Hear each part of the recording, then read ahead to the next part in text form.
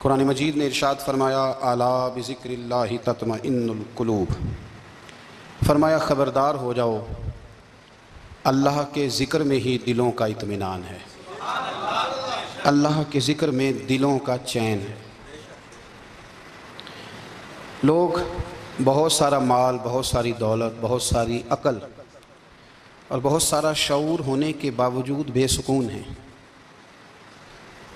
جس چیز نے زمانے کو تکلیف میں مبتلا کر دیا ہے اور جو چیز ڈھونڈنے سے نہیں ملتی وہ اطمینان ہے، وہ قرار ہے۔ لوگ بھیک مانگتے ہیں، منت کرتے ہیں، دہائی دیتے ہیں کہ کہیں سے سکون کی دولت مل جائے، لیکن وہ میسر نہیں آ رہی۔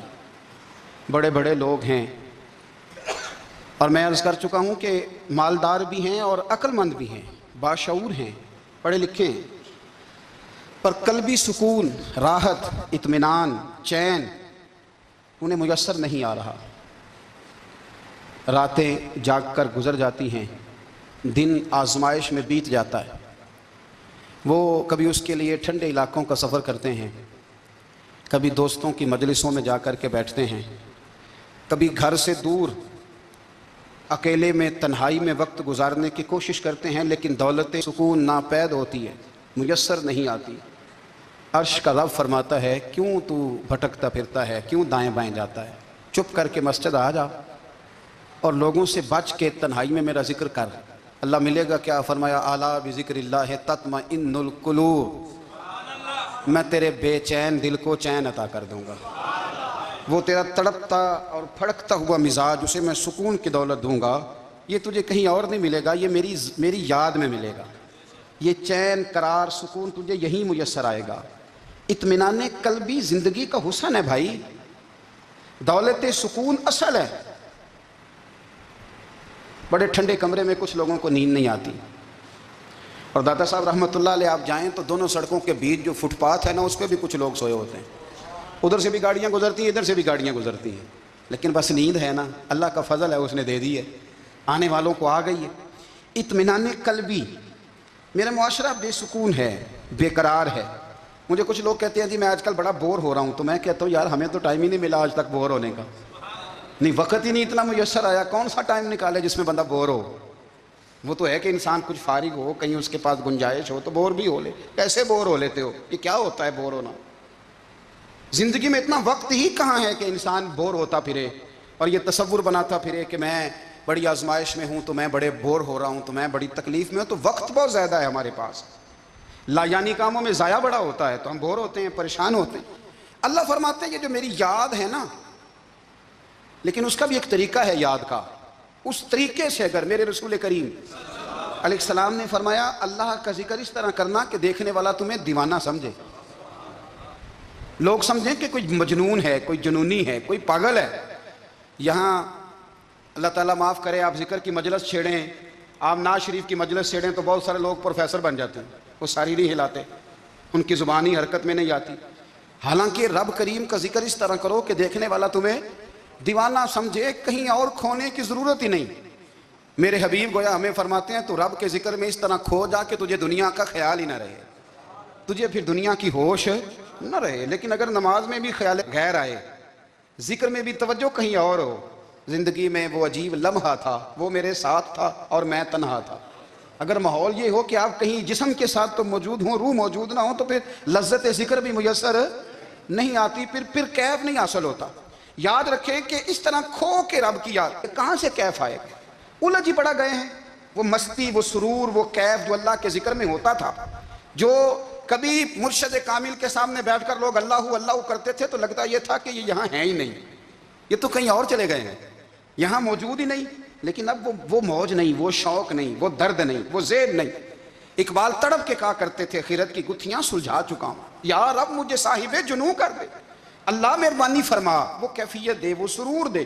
زندگی میں اگر اطمینان چاہتے ہو تو کبھی کبھی سب کچھ بھول کے نا تو مست ہو جایا کرو رب کی یاد میں۔ کبھی کبھی چھوڑ دیں دنیا، چھوڑیں یار موبائل، کسی وقت کریں اس کو بند، چھوڑیں اس بات کا خیال کہ فلانے نے سلوٹ کیا ہے کہ نہیں کی، چھوڑیں۔ حضرت باجزید بستامی رحمۃ اللہ تعالیٰ علیہ فرماتے ہیں میں نے اعتکاف کبھی اپنی مسجد میں نہیں کیا، یہ کہ سارے ہی ہاتھ چومنے والے، سارے ہی پیار کرنے والے. فرماتے میں جب اعتکاف کرتا تھا تو میں بستان سے دور نکل جاتا تھا جہاں کوئی مجھے جاننے والا نہ ہو. اٹھ بلیا چلو اتھے وسیے جتھے وس دینی سارے یننے, نہ کوئی ساڈی ذات پچھانے تے نہ کوئی سانو مننے, چلو ادھر چلیں.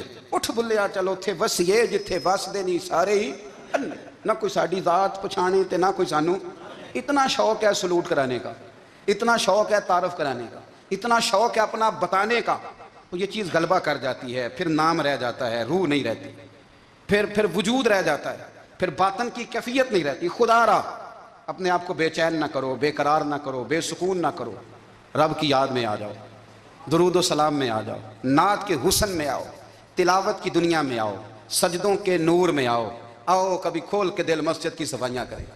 آؤ آؤ نہ کبھی کوئی بوڑھا دادی نانی دادا ان کے پاس بیٹھ کے پیر دبا کے اللہ کو راضی کریں.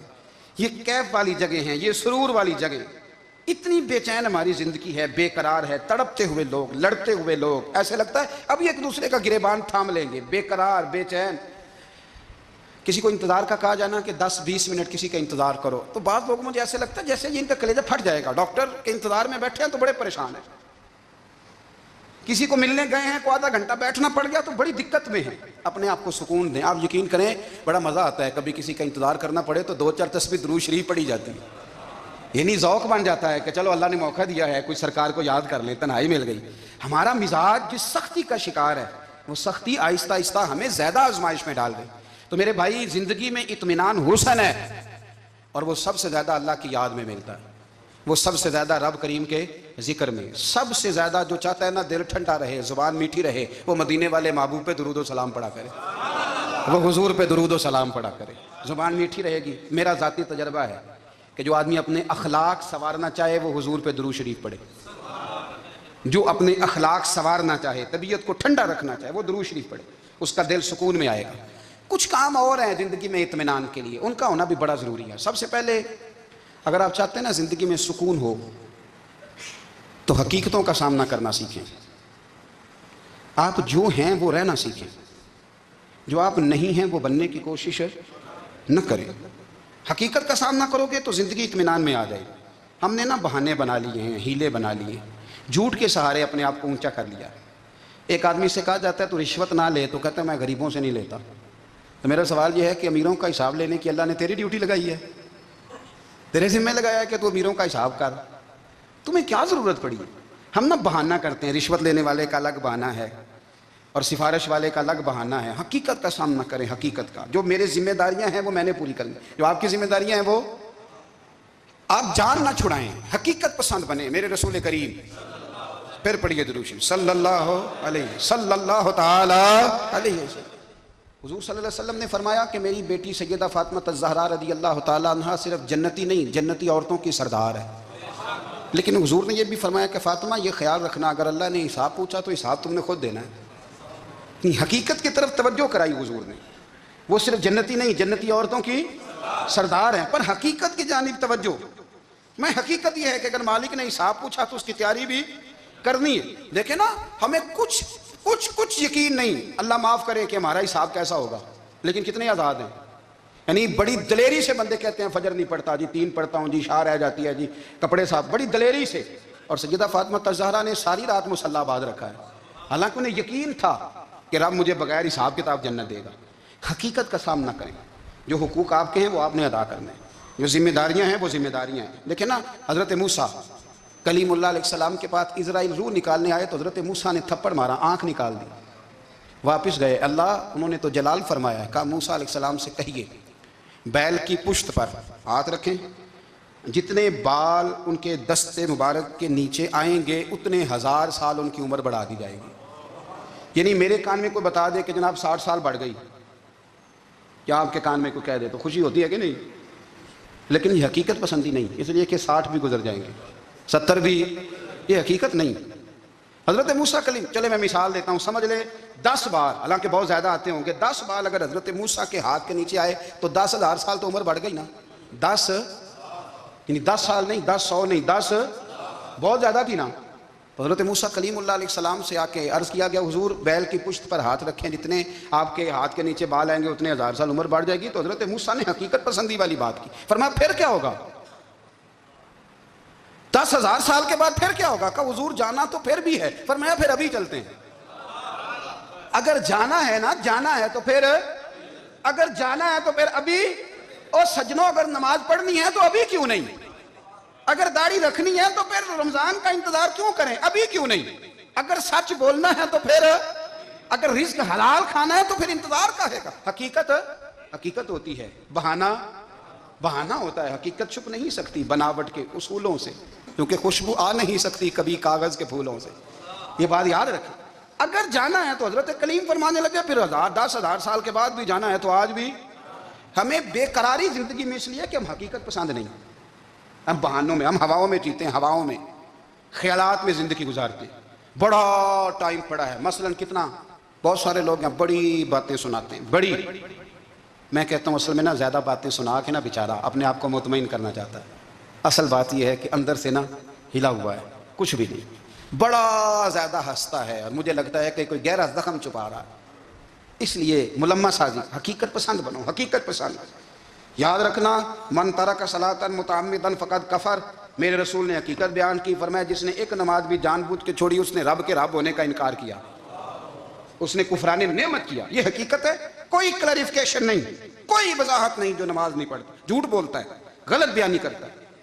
جو شخص رزق حرام کما کے کہتا ہے کہ اس کے بغیر گزارا نہیں چلتا، وہ جھوٹ بولتا ہے۔ اس لیے کہ رب فرماتا ہے جب تجھے پیدا کیا ہے تو تیرا رزق میرے ذمہ ہے۔ اللہ فرماتا ہے کہ لا یکلف اللہ نفسا الا وسعہا، میں کسی پر وہ بوجھ نہیں ڈالتا جو اٹھا نہ سکے۔ نماز فرض کیا اس کا مطلب ہے ہم پڑھنے کے قابل ہیں، اس نے ہمارے ذمہ داریاں لگائی ہیں تو مطلب یہ ہے کہ ہم ذمہ داریاں ادا کرنے کے قابل ہیں، ورنہ وہ کہتا ہے میں وہ بوجھ ڈالتا ہی نہیں جو تجھ سے اٹھایا نہ جائے۔ اگر چاہتے ہو کہ زندگی میں اطمینان ملے تو خدا را حقیقت پسند والی زندگی گزارو۔ یہ فضاؤں میں زندہ رہنا، ہواؤں میں، اللہ بڑا معاف کرنے والا ہے، اللہ بڑا کریم ہے، معاف کر دے گا، تو بھئی یہ بات صحابہ کو بھی پتا تھی، یہ اہل بیت کو بھی خبر تھی، تو وہ تو ایک ایک بات کا لحاظ کرتے تھے۔ یہ غوث اعظم کو بھی پتا تھی، یہ ان کے والد کو بھی پتا تھی، جنہوں نے کسی کا ایک سیب کھا لیا تھا تو 12 سال اس کے گھر میں نوکری کرتے رہے، انہیں نہیں پتا تھا اللہ بڑا کریم ہے، معاف کر دے گا، ایک سیب ہی ہے نا۔ تو حقیقت پسندی آپ کو سکون دے گی۔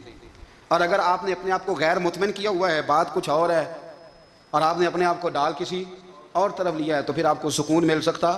سکون حقیقت پسندی میں، اصل میں سکون ہوتا ہے، اداکاری میں سکون نہیں ہوتا۔ تیسری بات سنیں، اگر آپ چاہتے ہیں زندگی میں مطمئن رہیں تو دنیا داروں سے امیدیں توڑ دیں، اللہ اور اس کے رسول سے امید وابستہ کریں، دنیا داروں سے امیدیں چھوڑ دیں، ورنہ آپ کمزور پڑ جائیں گے، آپ کی امیدیں ٹوٹیں گی۔